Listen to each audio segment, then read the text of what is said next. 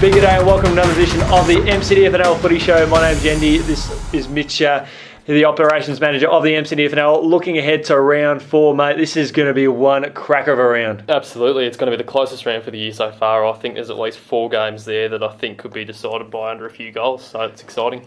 Absolutely, mate. And social media has just been flooding in tremendous form in recent days, mate. So plenty of fines dished out, and we're happy to deal it out. Plenty of fines. We'll be putting up more photos, mentioning as many players as we can, and making the players go to work.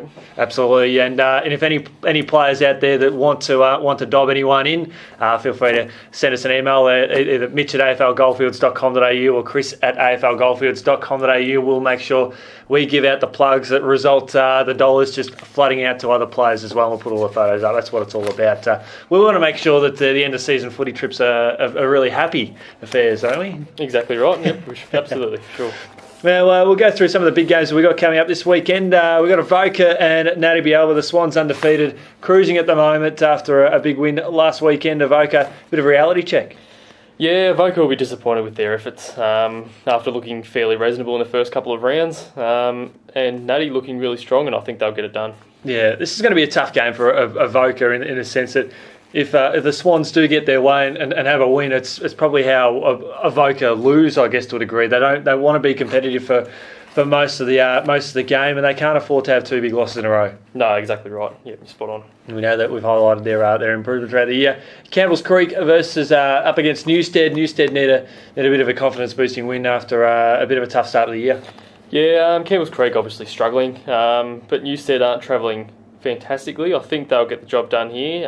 They had a big win in round 2, managed to kick a reasonable score in round 1s and 3, but despite losing, and I think they'll probably do it this week fairly comfortably though.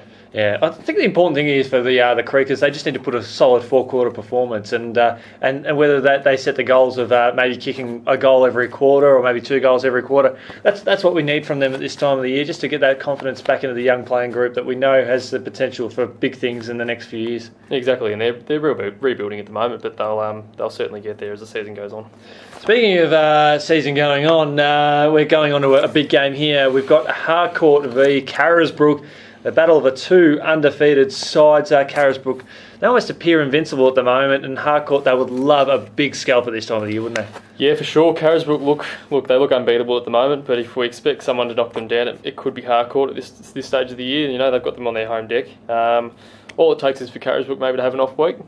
And not to take it away from Harcourt, they're travelling along fantastically. It wouldn't surprise me at all if they challenged them. Yeah, absolutely. They've certainly got the ammunition, the spread of goal kickers around the ground to keep that going. If they can keep Cunningham quiet, they might be a very, very good chance, especially on their home deck. Another very, very important game here. We've got Royal Park v the Rovers, and Royal Park, they haven't had the greatest start of the season, and the Rovers, they've sort of clicked into gear after that first round loss to Talbot.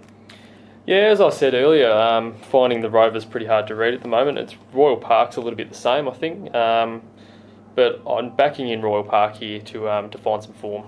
Yeah, you think they can come back and get that really big win? Yeah, I think so. They're a bit up and down, and I think Rovers might be a little bit the same, but I just think Royal Park's going to be a bit more determined to get it done this week.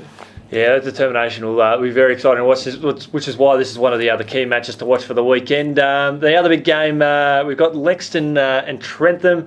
Lexington have underperformed so far this year, and we know they've got enough potential there, but Trentham's form says anything to go by. They could be sitting 4-0 and really pushing for near the top of the ladder. Yeah, Trentham ticking along nicely at the moment, all in fairly close matches, and I think this one might be fairly similar as well. Lexington up and down as well, and I think they're a bit better than what their results are suggesting at the moment. Yeah, exactly, and Trentham, as you say, they've had close wins. They've yet to really put the foot down, and that says more about the opposition to really deliver well against them, and it's certainly going to be a big test for them to see how they go. They can get a good confidence boosting win here to maybe tackle some of the stronger sides in the comp.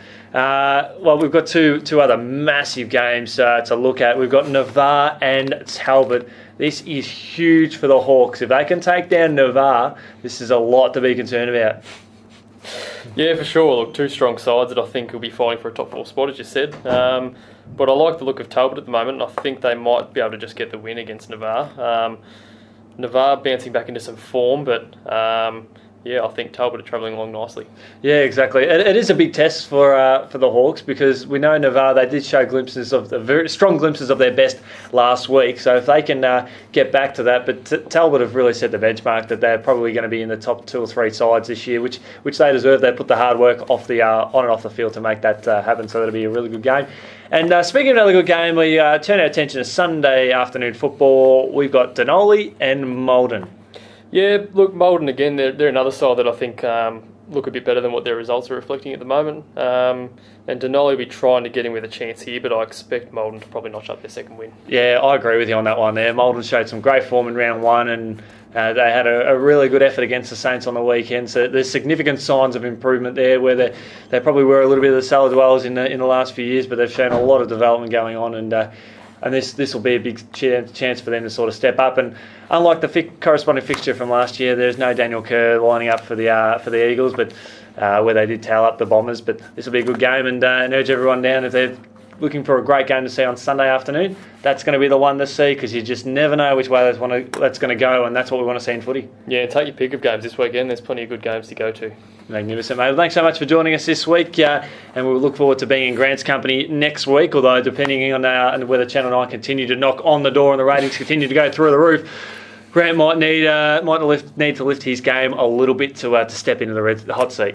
Exactly right. No, we'll be back. We'll look forward to see you guys next week. Big good day and welcome to another edition of the MCDFNL Footy Show, round 4 action. My name's Mitch. Oh, sorry. Try that one again. Yeah. Oh, Mitch, this is Chris. Yeah, I reckon.